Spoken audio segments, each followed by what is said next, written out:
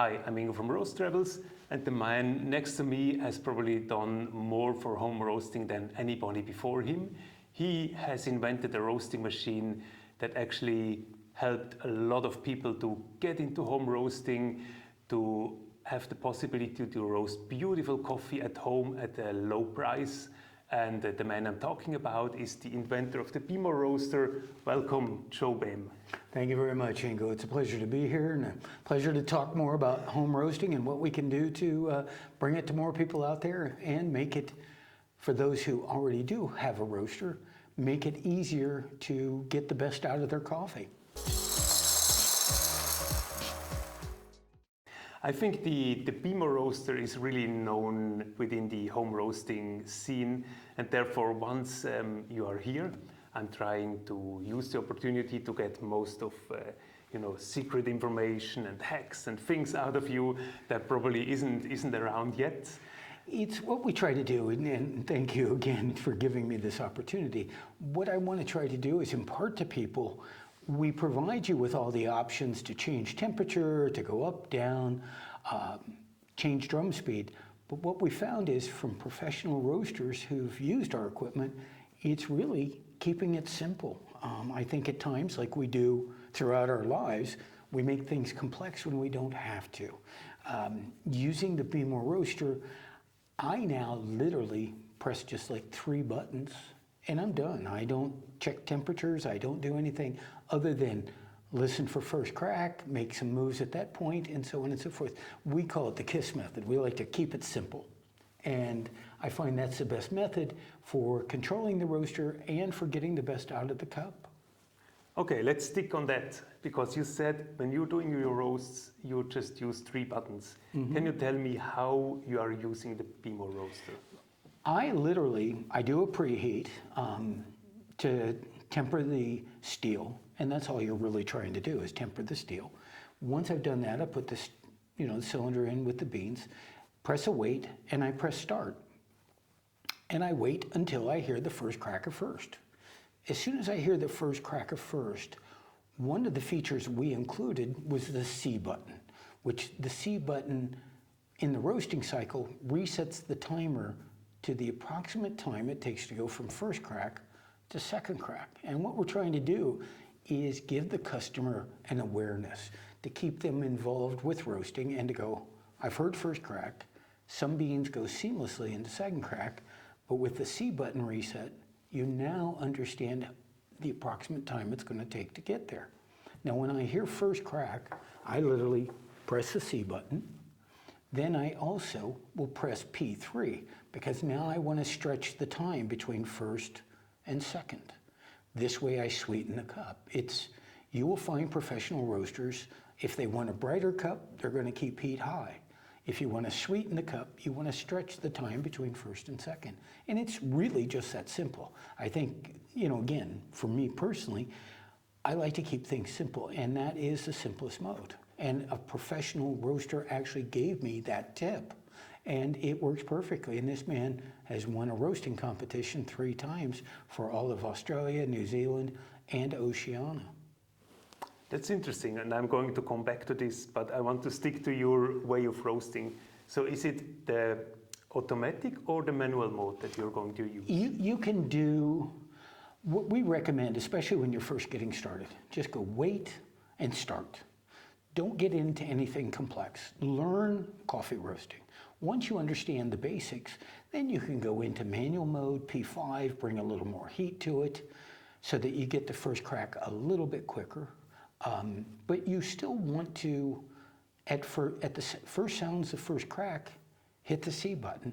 That, to me, is the most underutilized, yet one of the most important features we could have put in a roaster, because beans, whether a bean out of Ethiopia is going to roast differently than a bean out of Central America. A bean that's been processed like a monsoon Malabar is going to roast differently than other beans. So you can always learn how to adjust and sweeten things, but I like to keep it simple. I really do. I do the manual mode, P5, a little bit on occasion, but it's the C button. The C button is everything to me. Now, we also include the feature of increasing or decreasing the drum speed. Now, When you increase the drum speed, you're going to get a little more bean loft. When you get more bean loft, you're going to get little more heat penetration. And these are variables that you can play with as you see fit. But temperature controls, keep it simple. Really keep it simple. We give you the options, but again, from everything I've learned from professionals, just keep it simple.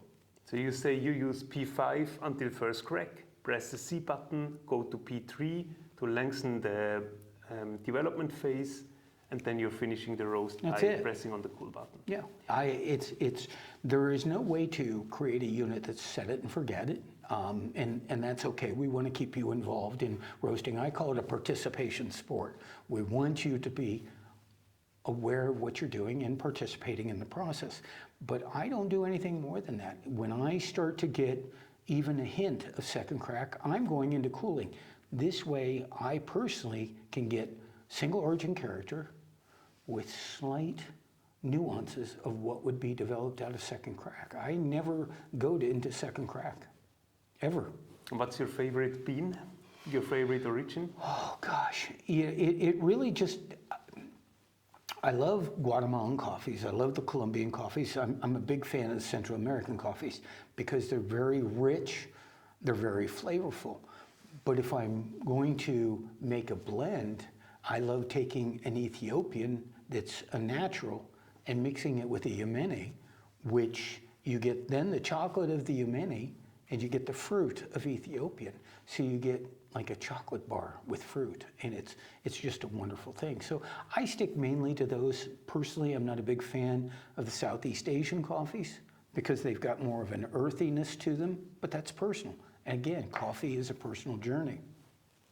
And what amount of beans are you usually roasting in a batch? For me, I generally do about 380 grams to 400 because that's the perfect amount for my household. When I roast 380 to 400, that's 4 days worth of coffee because I do 77 grams per 1.2 liters, which I go at the upper end. I like a really rich cup of coffee. And it's the ideal amount, and it keeps me in a 4-day rotation. Interesting. Thanks for sharing this. Thank you for having me, Ingo, and it's really a fun journey. It's again, if you've got a roaster already, KISS method, keep it simple. Last question about, I'm still sticking to your procedure. Are you cooling inside or are you cooling outside? When I roast in my garage because I have a complete setup. So I cool in chamber. For me, when you roast in a garage setting, or in some cases people roast outdoors, I literally hit the cool button and I just open the door. I pull the chaff tray out. I'm careful to do so because it's got the blades, but I pull the chaff tray out with a mitt or a glove to make sure because it's pretty hot, but I just open the door. Some people like to do external cooling. I've not been able to see any discernible difference by opening the door versus opening the door, pulling a cylinder, and putting it into another cooling method. It doesn't make sense to me. When it comes to Europe, you have quite different kinds of roasting and drinking coffees. So, for example, more up north in the Scandinavian countries, people like these bright, very light roasted, fruity coffees. Can you roast this with the BEHMOR roaster, and what's your recommendation when you want to roast these lighter roasts, these clear, fruity, floral roasts? Well, it's especially, again, the Ethiopian coffees, you can get into the Pacamaras, those type of beans, where the Pacamaras are going to be more floral, the Ethiopians, any of the natural coffees are going to be more fruity. What I tell customers to do, again, this goes back to the C button. If you use that C button, you have an automatic gauge every time. Now, let's say that you're roasting 400 grams and you hear the first cracker first and you want to do a lighter roast. The C button resets it to 3 minutes and 10 seconds.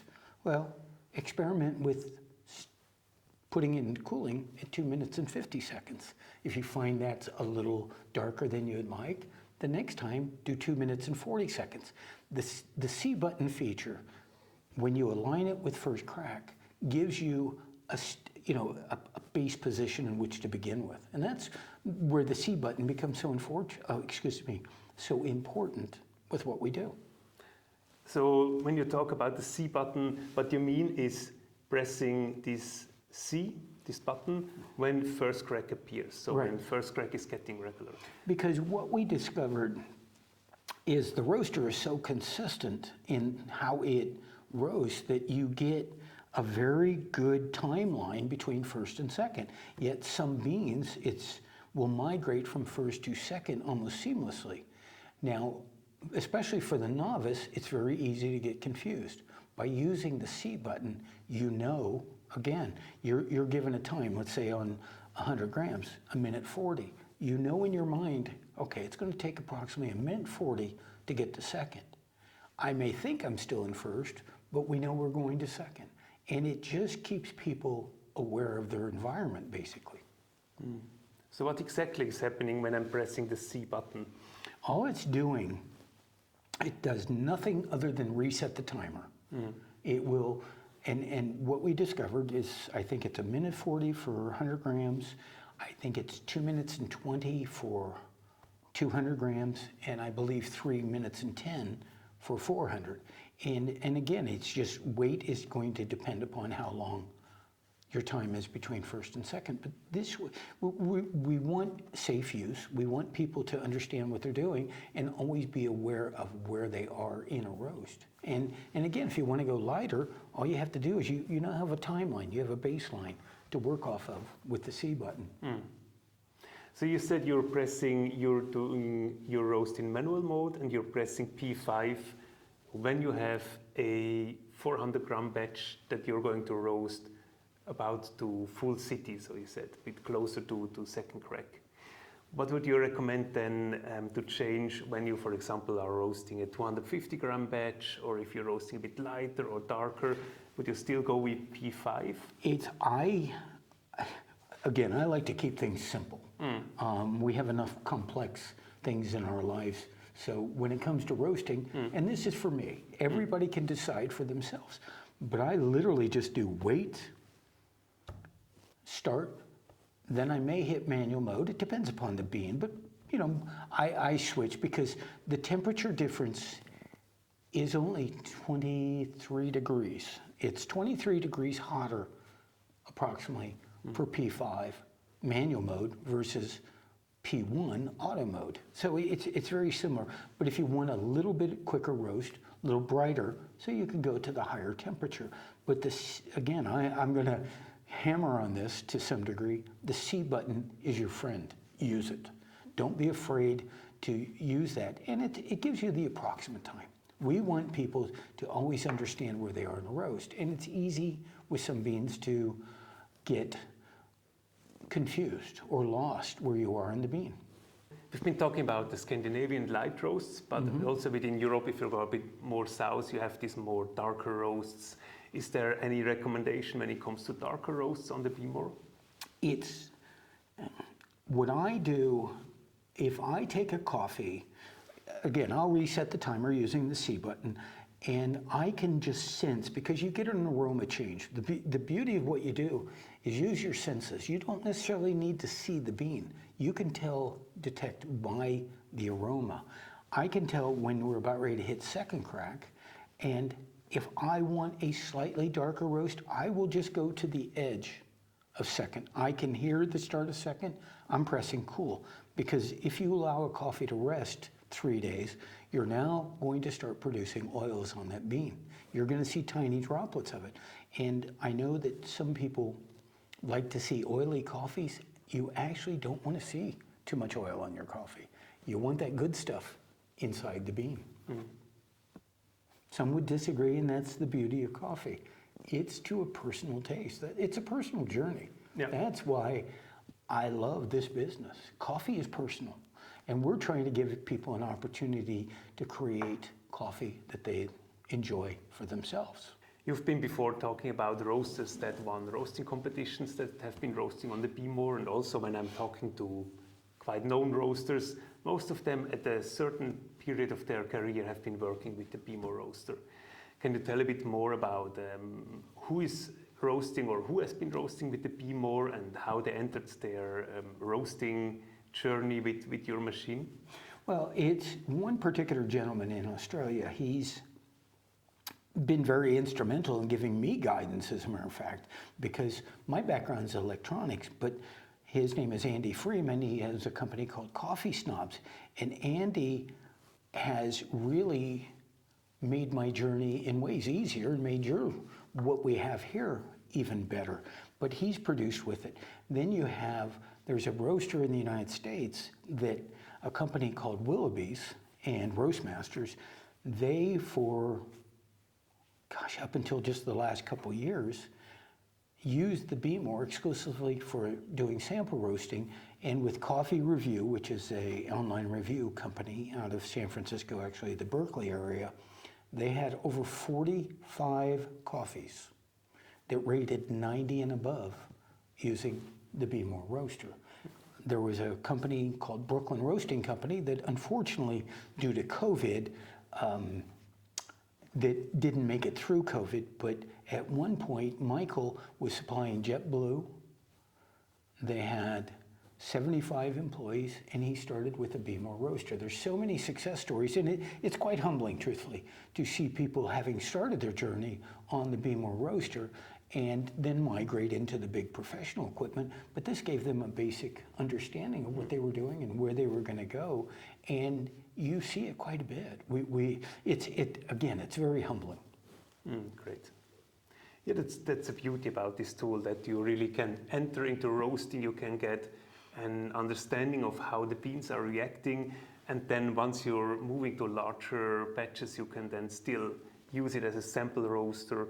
Well, we find that this equipment is really useful for the person that's just learning coffee, but we also have found one of the things, and this goes back to our BEHMOR Inspired program with helping farmers throughout the world. I think we've donated into 32 different countries, is you will see farmers using this as a tool to understand their beans, what they're producing. And by understanding their beans, we had one particular story out of Guatemala where a farming community, they were being paid less than $1 a pound. They got 3 BEHMOR roasters, and within 1 year, they went to $2.10 a pound on 2 containers that they produced in that village. That amounted to an additional $76,000 for that community. That would be like writing a check for you and I of $1 million. So we're able to impact people's lives, and it gives them, it's an invaluable tool in that regard. And people don't understand that many coffee farmers throughout the world have never tasted their own coffee. This gives them an opportunity to do that. Wow. So can you tell me a bit more about the BEHMOR Inspired program? Well, BEHMOR Inspired came about, I was actually in Australia, and I met the president of Ana Cafe, which is the Guatemala National Coffee Association. And that's when I learned how farmers have never tasted their own coffee, which was stunning to me. So I took a trip to Guatemala a few months later, and we shipped 30 roasters to them. And the head of Ana Cafe openly said, for every 30 roasters, you're going to impact 10,000 people's lives. And what he was looking at is that the more money they make, the better their health care, because they can now afford it, the better their education of their children. And so it became this massive inverse pyramid. So once I heard of that, we actually created the BEHMOR Inspired program, and we've met with the International Women's Coffee Alliance, and we've met with people in Colombia. We like to focus a lot on the women involved in coffee, because 84%, if I'm not mistaken, I think it's 84% of all the people involved in coffee are women, and yet they're the most underrepresented group within the coffee community in the sense of the financial aspect of it. So we've tried to make sure that the women are involved.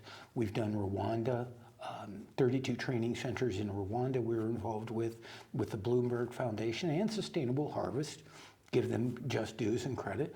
We've done it in Colombia with women farmers down in Garzon, which is one of the National Coffee Associations for Colombia, largest co-ops in all of Colombia. So we try to make sure that we're lifting people up. We're giving them the opportunities that we ourselves, the people that are using this roaster in, let's say, Switzerland or Europe or in the United States, We have endless opportunity.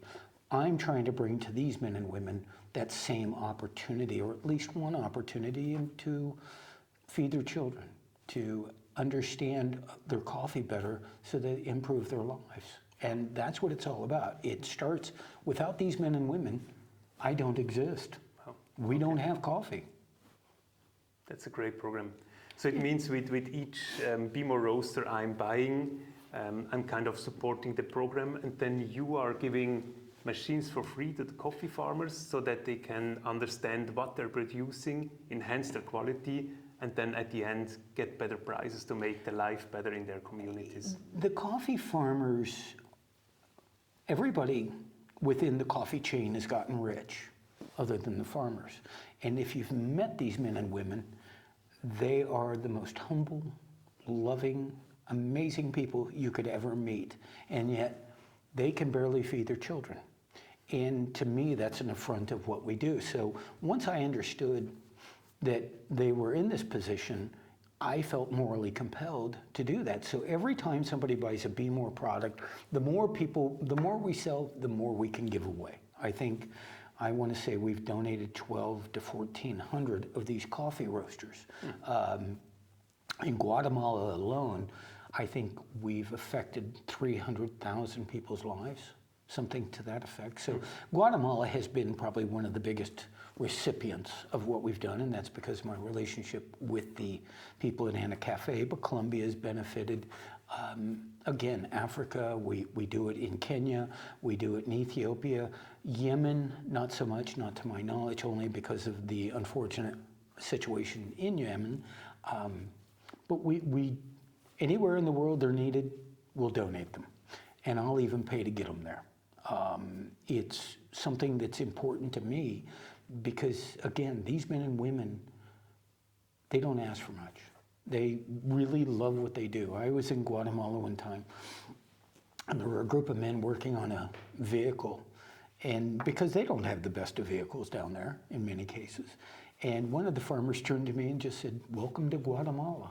And they can laugh about these situations, but you look at their children and they're amazing. We also take these funds, and every year, barring COVID, unfortunately, that changed it a little bit, we have Christmas parties. We bring in doctors or optometrists, we bring in dentists, because this provides the community with an invaluable service. We bring in ultrasound equipment so that all the women in the village who do come in on those days, or the day that we're there, they can have an ultrasound to make sure for pregnancy, for cancers, whatever it may be, because women's health is probably the most vulnerable of them all. We bring in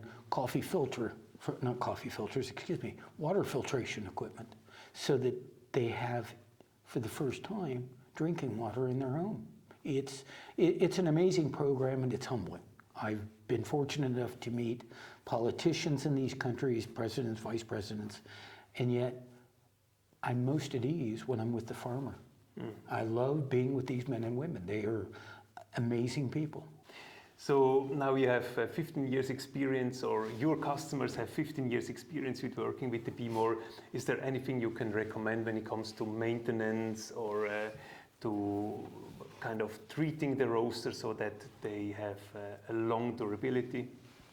The key to any product, whether it's your automobile, whether it doesn't matter, is just small, simple things. For us, we like to see that you keep the interior clean because we have sensors that provide data to the microcontrollers. So it's keeping the inside clean. In America, we use a product called Simple Green. It's an organic cleaner that was designed actually to clean commercial coffee roasters.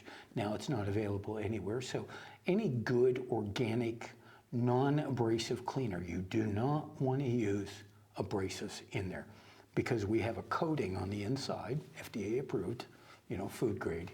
And this way you don't take off that coating, and you keep it clean, and you don't interfere with what the sensors are reading.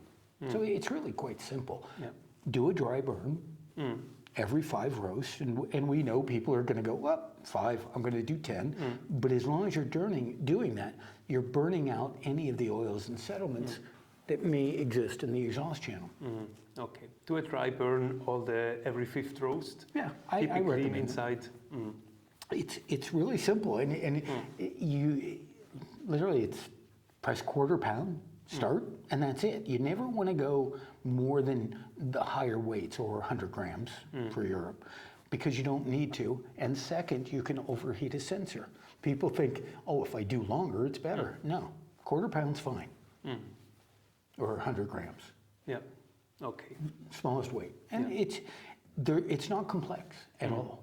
I mean, we do recommend maybe every 6 months to remove the side panel, and because you will get dust. Like if you look at your computer, this thing has got PCBs in it, it's got fans in it. If you look at your computer fan, it gets that little dust on it, little lint. Same thing, you want to just clean the fans off because you are circulating air by the sensors and keeping the electronics cool. But it's you just don't want to wait years to do it. Yeah. And we do see people that unfortunately will wait years and they become what we call a catastrophe cleaner. Yeah. Besides of the C button, is there any other hacks or tips, tricks that you can recommend on the roaster? It's the biggest tip I can pass to people is just keep it simple. Don't overthink what you're doing. Don't make it too complex. You don't need to. Years ago, and I will keep his name out of it, but a professional roaster in the UK that's well known, he looked up to me one time and he said, all we're doing is browning beans. Don't complicate it. We're browning beans. And I understand it. Are there nuances to it? Sure. High heat, throughout the roast, you're going to get a brighter cup. Stretch the time between first and second, you're going to get a sweeter cup. And that's everything I live by. Great. Thanks a lot, Joe.